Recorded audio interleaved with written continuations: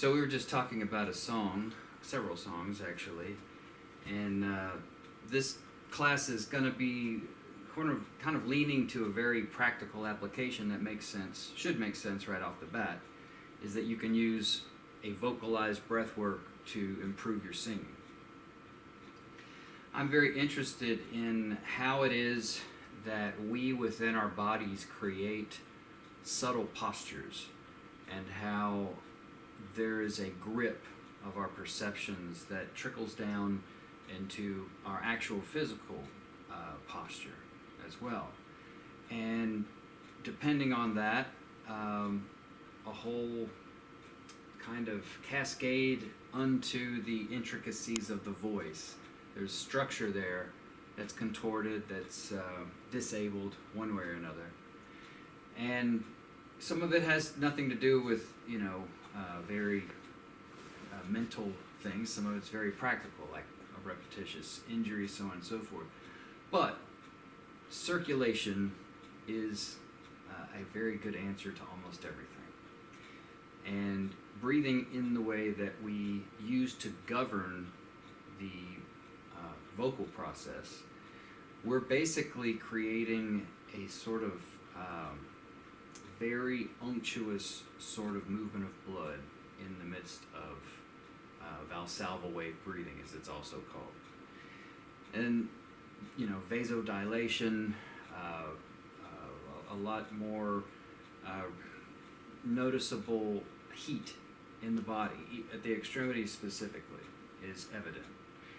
So what I'm interested in doing is using the opportunity to superficially allow the body to go into a state or a trend that is more sensitive and more capable of dealing with the body releasing its tensions or adapting to a challenge, a physical challenge.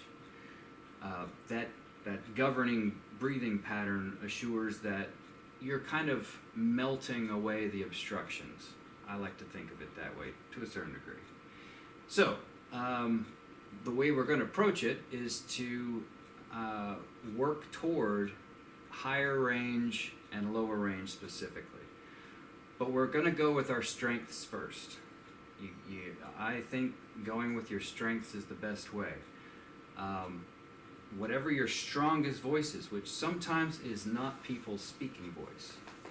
Sometimes it's a little bit higher, sometimes it's quite a bit lower. I've not been able to make sense of that myself. But basically, we can go on intuition, but then we're going to begin to find a diminishing middle ground. So we'll go about halfway between where you think you could comfortably go without your voice really getting agitated and where you're already at. So diminishing middle points in that. And I'm going to stand on the in-breath. I'm going to create a vocalization, and the vocalization on my out-breath will be on your in-breath, so it's a call and response. I'm going to try to remember the notes that were difficult to hit in that song. But, as we said earlier, getting in the vicinity of these extremes is enough to get the voice primed for actual performance, if that's where you wanted to take it. So, I'm going to turn this on and we'll get started. If you could be thinking about what you would say your most comfortable or strongest singing vocal is.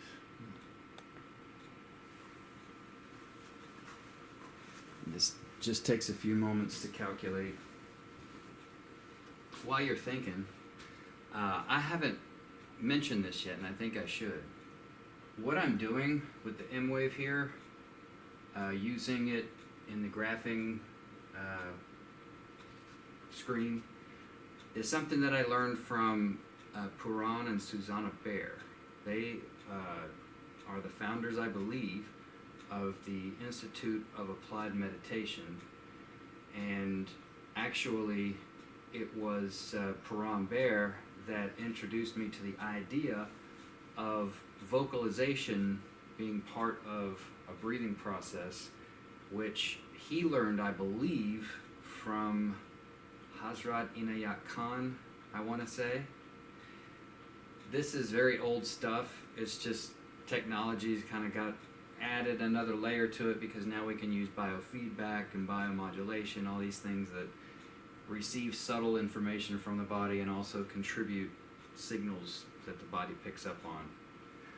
So if you were to imagine what your strongest tone is when you are singing, something that's very familiar, you can just, it's almost second nature to your vocal sensibility. It's like the range at which you usually come around when you're looking for a song and you want to either drop it or find it that way.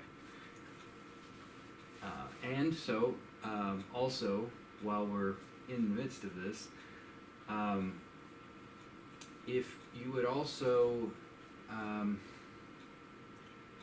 you know what? I think we'll wait on that. But you can start out with that. Do you remember the process that we went through before, where we started out breathing as we would imagine we breathe when we sleep? Remind me. Okay. Well, if you want to close your eyes and get comfortable, it would be nice to get your. There you go. Perfect. And the first thing that we're going to think of is how babies breathe when they're sleeping. There's a slight huff there, and that huff is a very cleansing aspect of the breath. It forces a little bit of the finish of the exhalation, and the air coming in doesn't really require that much effort. So when babies are breathing, or children are breathing, or there's a whole range of people that still have this as a resting operation. Unfortunately, it's lost to a lot of people. But so you're going to imagine that baby's breath starting to shift into something akin to the rhythm of how you sleep, or how you breathe when you sleep, or whoever your partner's sleeping pattern or breathing pattern. And so just that, it's still a bit of a huff. It's not as pronounced. Obviously, your lungs are bigger, so there's going to be more volume, but you're looking to smooth it out. You don't want to gasp by emptying too much air out of the lungs, but you also would like to have just enough of a positive buoyancy that your in-breath has a little bit of oomph, it just has a draw in. You've emptied enough air out now that you've created a vacuum somewhat, very, very slight. So as you begin to notice the sort of height and the depth of that breathing pattern, now you can imagine that egg shape again, and how you're slowing the transition at the top of the breath between the inhalation and the exhalation. But at the bottom of the breath, there's a little bit more of a pointed push from the bottom, as if you're at the bottom of the pool and you just straighten your legs out and begin to move back upward again. So like the point of the egg at the end of the exhalation. And you're doing great. And you can keep your eyes closed if you like, but the next question that I'd have is, if you can think of that note, that tone that you kind of feel as though would be your strongest with this sort of breathing pattern. You're breathing very calmly and smoothly, we hope. And so basically you're looking for something with this volume of air that you'd be very comfortable with. If you want to start out by doing a few breaths with the harsh H sound, that's also a good way to get into it, but I'll leave it to you.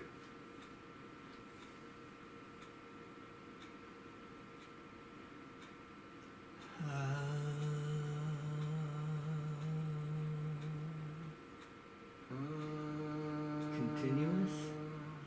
Hmm? Is it, oh, right, call and response. Yeah, Sorry. I'll follow you, and then you follow me, and I'll start to move you.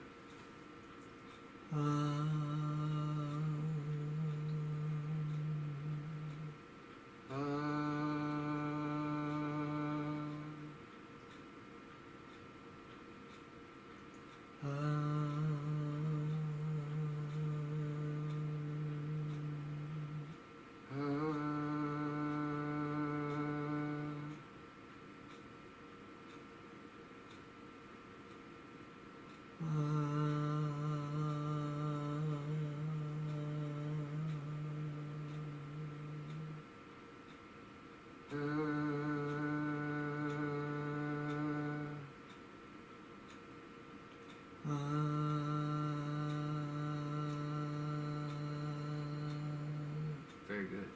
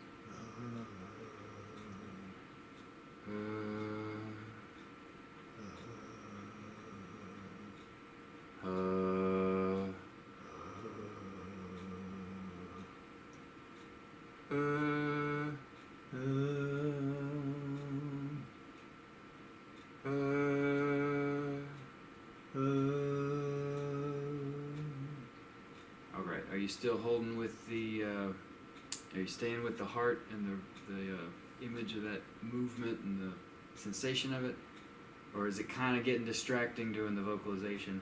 A little distracting. So it's difficult because it's hard to get your mind to accept sometimes that there's a difference in the rhythm between us.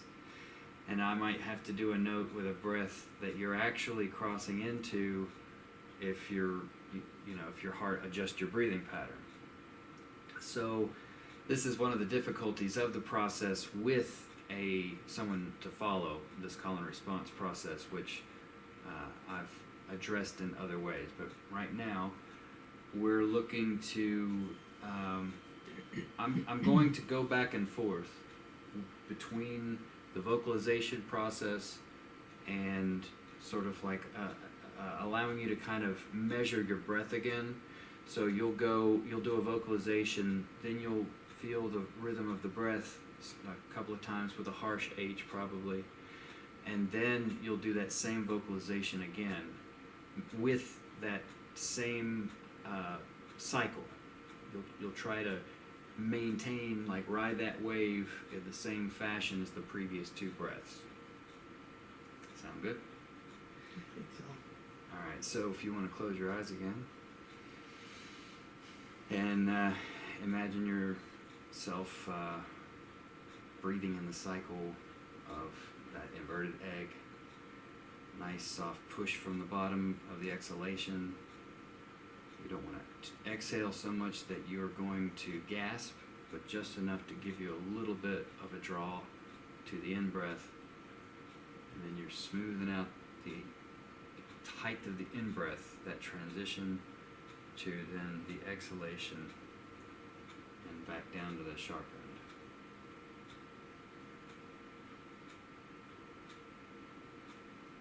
And if you could See if you can find any tension in your shoulders and your hips and your knees. If you need to readjust yourself, feel free to do that. And you go right into it. It's great. I'm happy to see it. So if you want to kind of let that harsh H sound kind of creep in when it's comfortable. Am I actually vocalizing or just?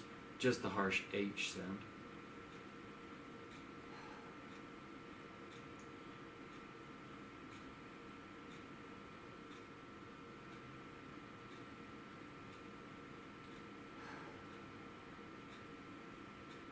Now begin to see if you can put emphasis on that H so that it's a smooth sounding H all the way through. There's a little bit of a huff at the beginning, but it draws out a little bit smoother each time.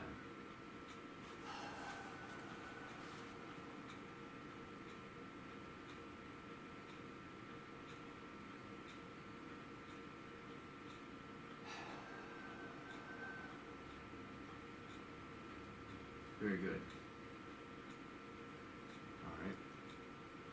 And we'll go back to what I think is your most comfortable tone. And I'm going to use a very short vocal. I'm not going to do it with my breathing. I'm going to do it just very short so it doesn't interrupt this breathing pattern that you've got established and are expanding now.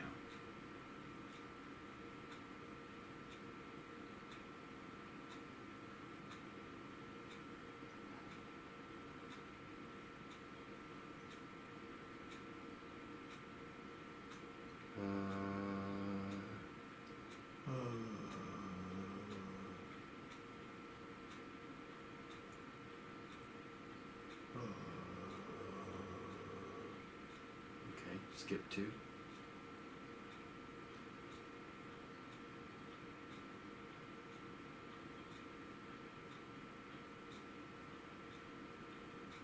See if you can use the harsh H in between the two, or in those two, sorry. See if you can smooth that.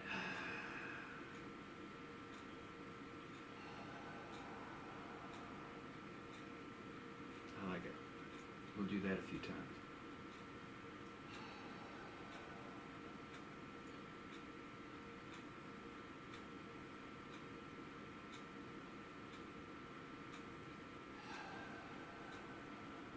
On the next out breath, we'll go back to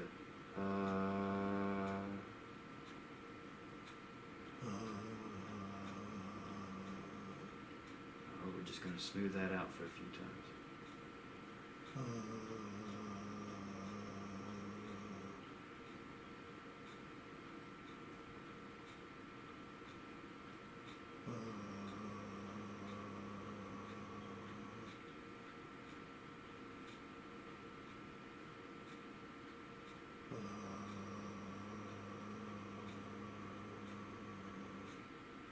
Very good.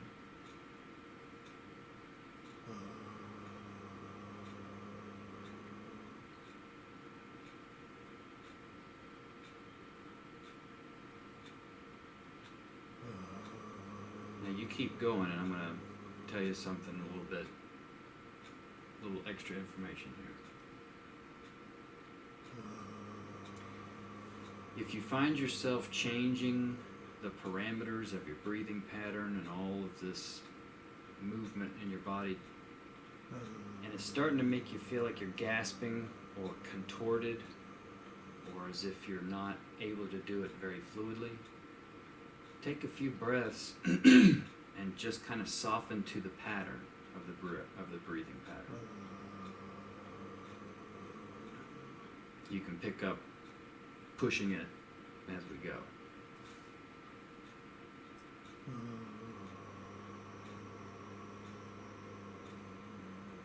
All right, very good. I'd like to hear a little bit more volume.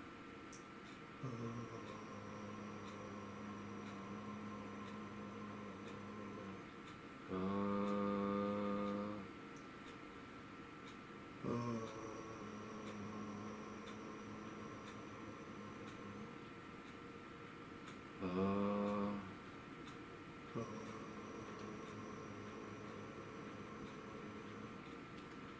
go higher.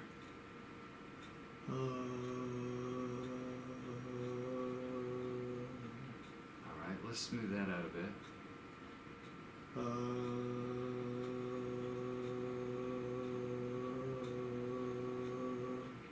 Very good.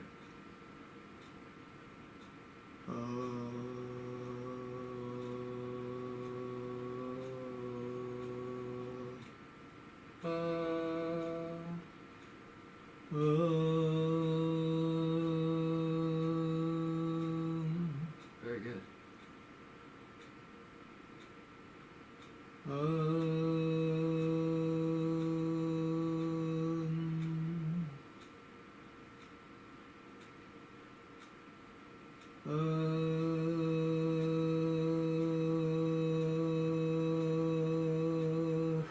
Excellent.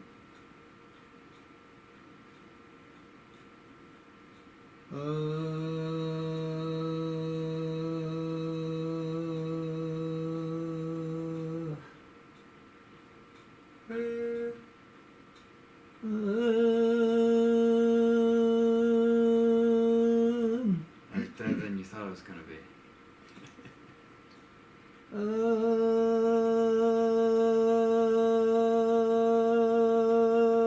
Lovely.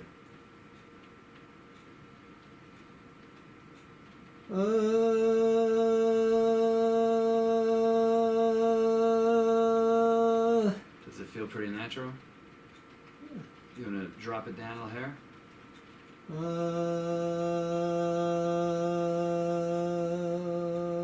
I think this is a good one for the gusto. So we'll keep going and increasing the volume.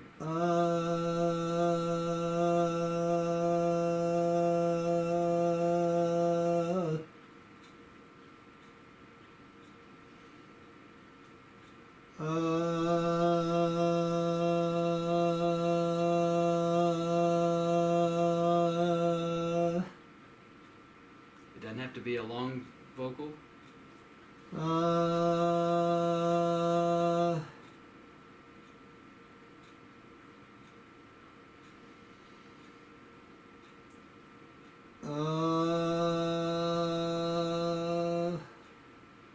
Great.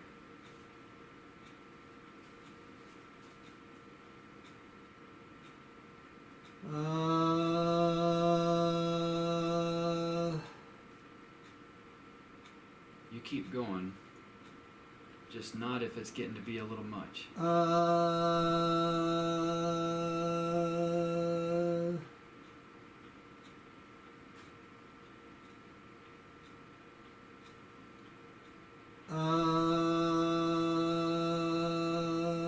right, let's try that one up from last time.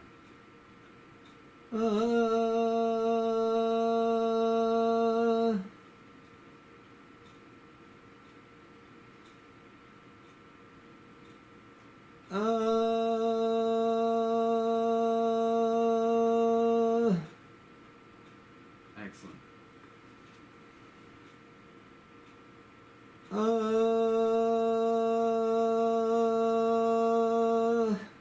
want to try even one more higher?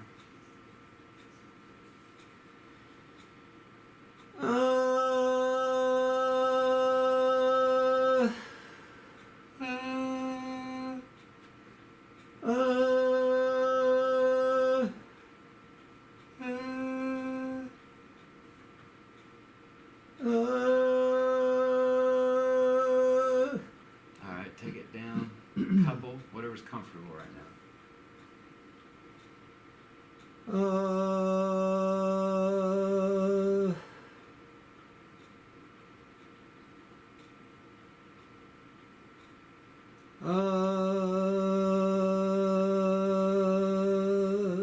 I'd like to see where your loudest range is.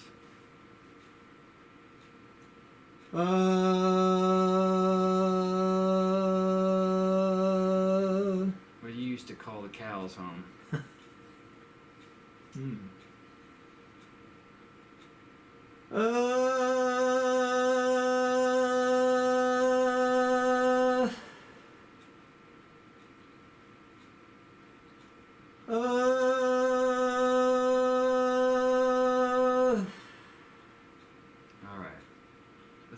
back down to the basement. And we're going to work on volume and down here.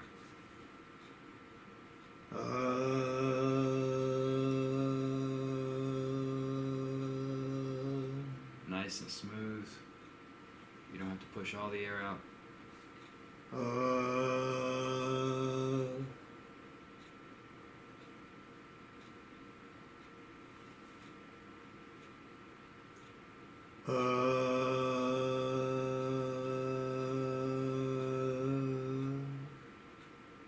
All right, I'm sure by now you can tell the difference.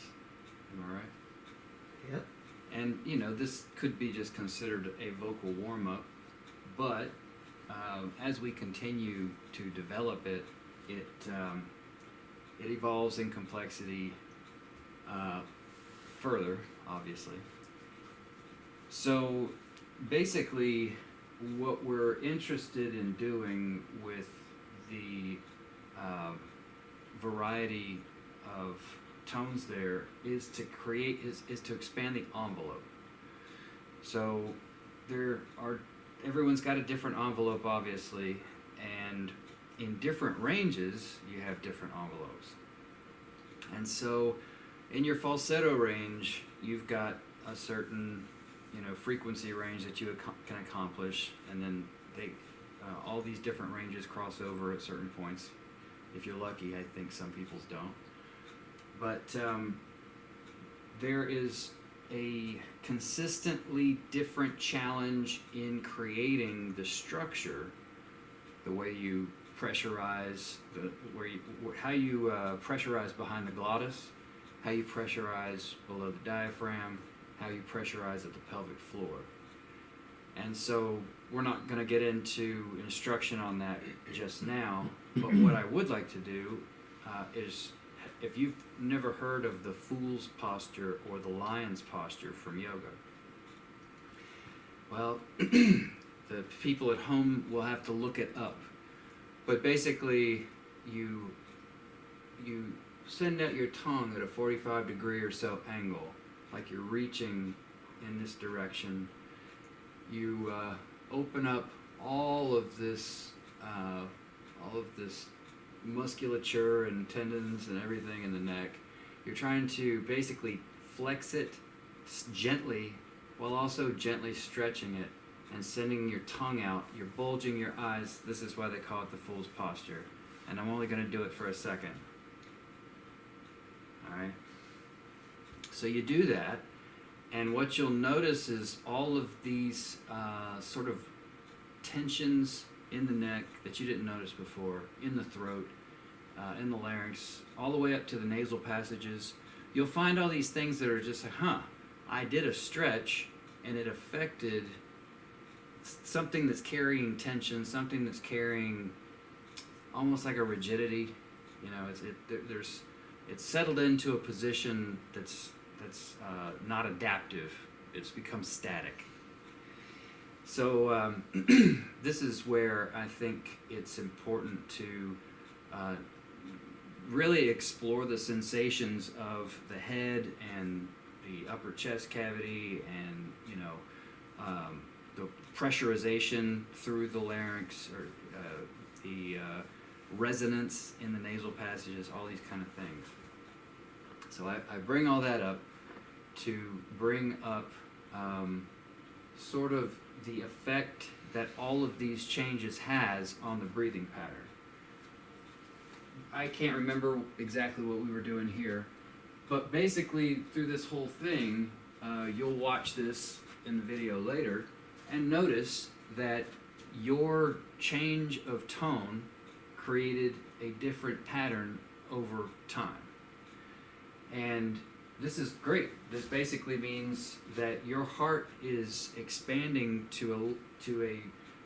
expanding high and low to a range that your normal resting breathing pattern isn't quite doing. And there's a lot of factors involved that it's not important. It's not that important. But I tell you what, it's great to get this in when you can. And by using it as a process of softening the body, allowing it to make the adjustment for higher ventilation without hyperventilation.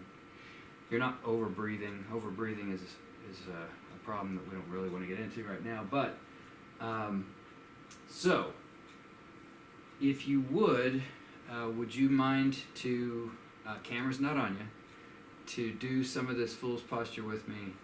We're just going to stick our tongue out, bug our eyes out, and kind of move our neck and flex the back of our tongue and like drop the jaw and pull the jaw up.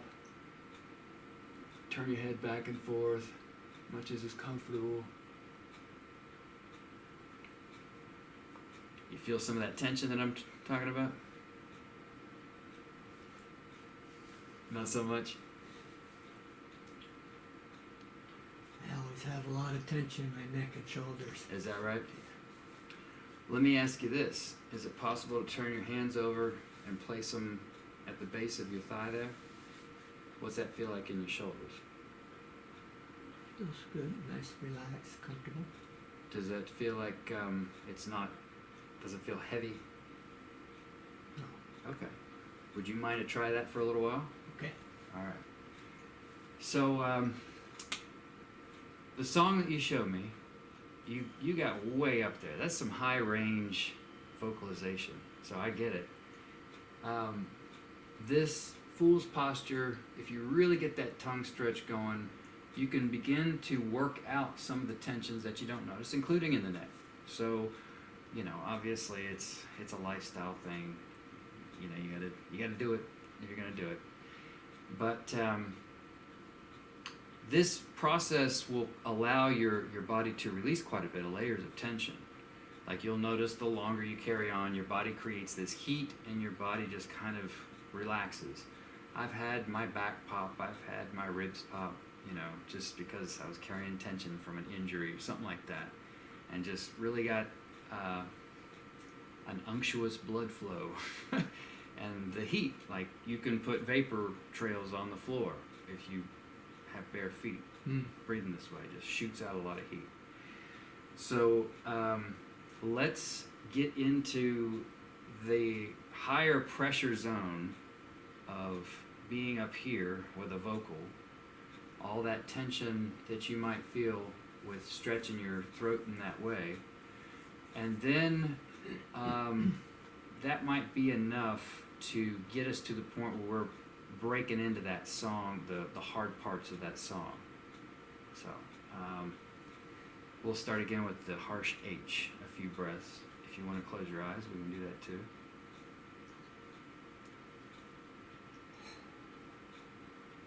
Nice and smooth, steady.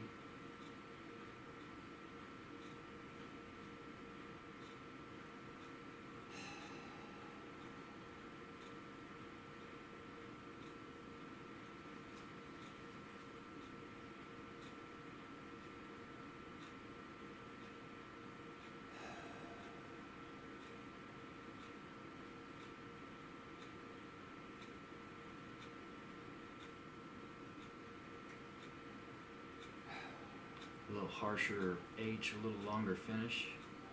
Let the in-breath kind of happen real nice and naturally.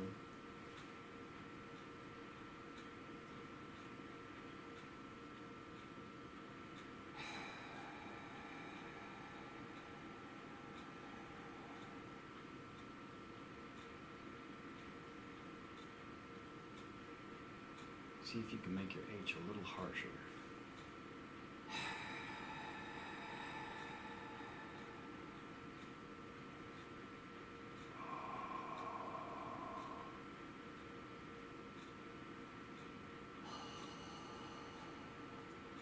There we go. That's got us in there. All right.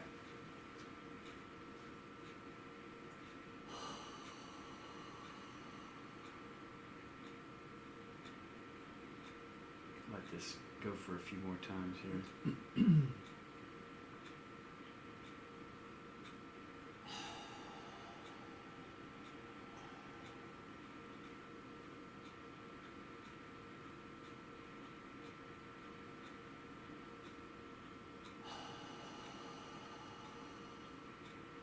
Very good. All right. So it may be easier to go with volume. It may be easier. You keep, unless you want to look at me, but in fact, if you wanted to continue to follow that line and see what happens, in breath on the up, out breath on the down. Is that? Are you getting weary? No, Oh, okay. just confused at the moment. Gotcha. So, what we're going to try to do is put a little bit more punch behind a very high vocal and see what happens there. Whatever keeps it nice and smooth and steady is what we're looking for. So, basically, it can be as short as it needs to be for that nice pattern of breathing. But this is very good. Look, you just very rapidly, as soon as you did that different H sound, bam, you started getting those. So you're welcome to keep your eyes open if you want to for this. It seems to help when your eyes are closed, but I'll leave that up to you. Well, close my eyes. Okay. And I'm going to start with a very kind of marbled tone, like as soft and mushy as I can make it sound. So we'll go back to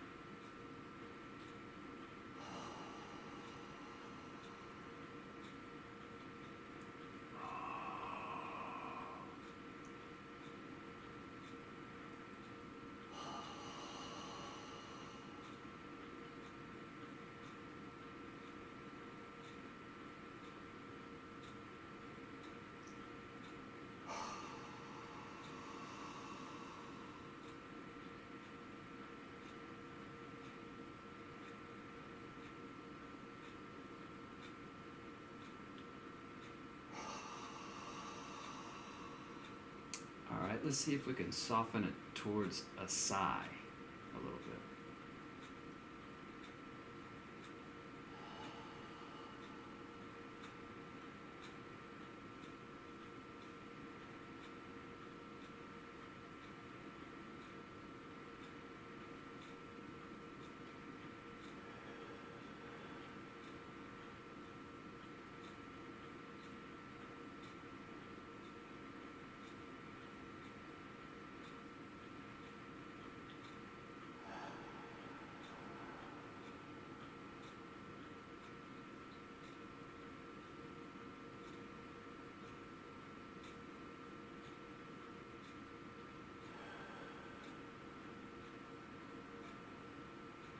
All right, if you can keep that going.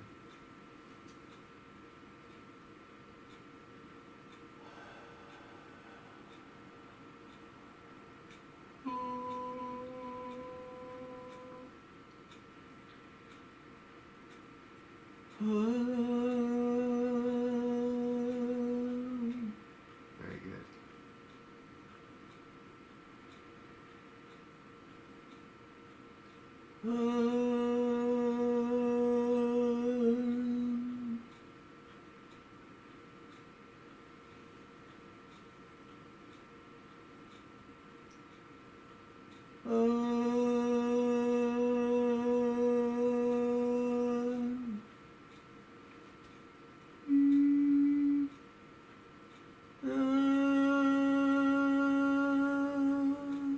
Very good.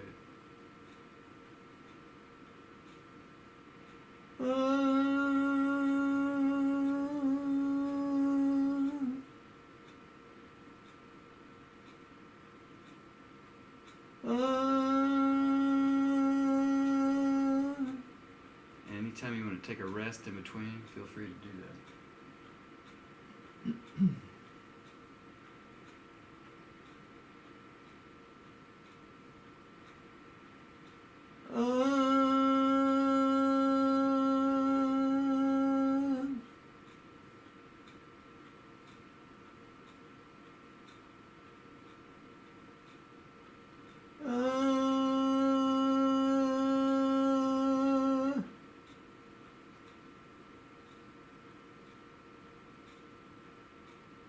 Very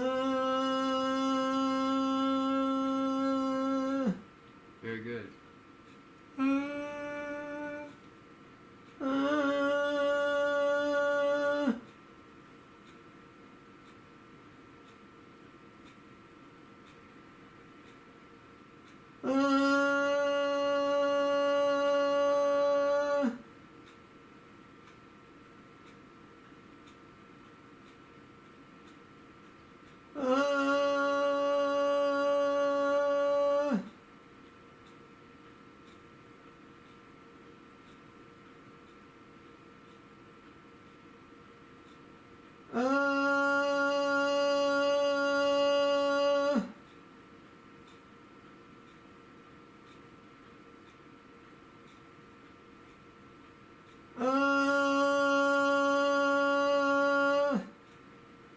All right, let's slowly take it down a little bit.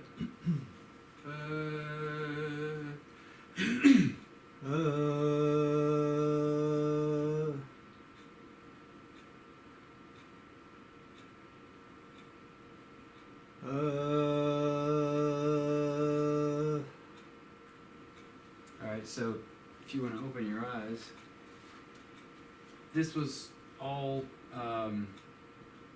real comfortable range and harsh H's. And this is when we shot up into that very high-pitched pattern for you there. It did not take long for it to sort of start to normalize. And this is actually interesting in just how quickly you were beginning to adapt to that as a breathing pattern. And then we drop down to the lower tone and get this bottomed out in the variability. So, and you're breathing very pleasantly now.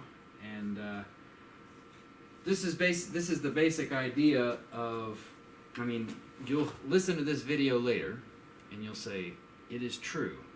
I did start out this way and I did finish this way. But it's not just because you've warmed up your voice. You can warm up your voice by doing a whole lot of breathing that has actually got nothing to do with this kind of stuff here. Without going into details, a lot of vocalization exercises do include, focus on breath work, but it has more of an immediate application to the preparation for performance, whereas this is attempting to unwind, to begin to diffuse the tensions that we carry as we go through life, and that as we are able to superficially upregulate our metabolism and soften the body, little by little, we recognize that we are capable of achieving a broader range in the voice. And it's a combination of, within the same behavior, of the challenge and the support at the same time. And they're intertwined, they're reflexive, after all. And so you can see how basically the sky's the limit, but it is going to be a breath-by-breath process. You expand the range, now you got to start over with clarifying. You might not get clarity until you use a certain amount of volume. That volume may shorten the breath, and you may have to adapt the entire breathing cycle to get back into this regular heart rhythm. But this is the governor of the whole process. Now, believe it or not, what I'm looking to do with all of this is to create a biofeedback technology where all of this is taken into account, and all you have to do is join a choir, and you'll hear feedback that tells you what to do vocally, and all that other stuff is taken care of automatically. That's the goal. Interacting like this, you'll notice they're in the heart rhythm pattern when a person's like confused about something every once in a while, or they're tired of doing it, which, if ever that's the case, just be like, just a second. But long story short is that if you're willing to take the time, the baby step process to expand the range, increase the volume, work on the clarity, and then measure that vocal lapse, where if you're not creating a good tone, you're not creating a tone at all, then that is the step-by-step process. And I was really impressed, because when we started out, did you think you would have gotten up into those higher ranges? Not with clarity. Yeah, that's what I noticed. The clarity really started to come through. So with that, I believe that's a class. So thank you for your participation. I was very pleased. I'm clapping for you.